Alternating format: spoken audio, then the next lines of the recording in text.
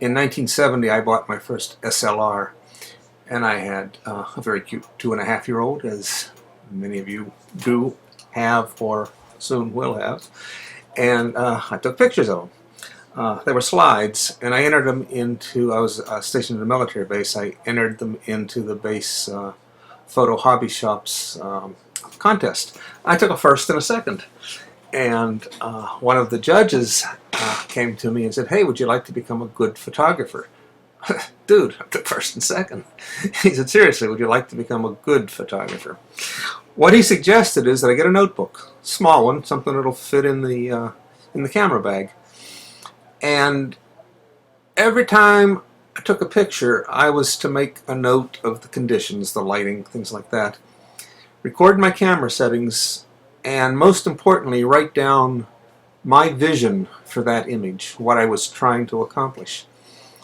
And then after I would have the film developed, I was to take the slides, in that case, compare it to what my vision was, compare the result. And they weren't very often the same.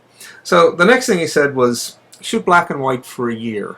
Learn to develop your own film, learn to make your own prints. Do the same thing. Record the conditions, more importantly, record your vision. And after a year, you will either understand contrast, composition, light, shadow, and storytelling.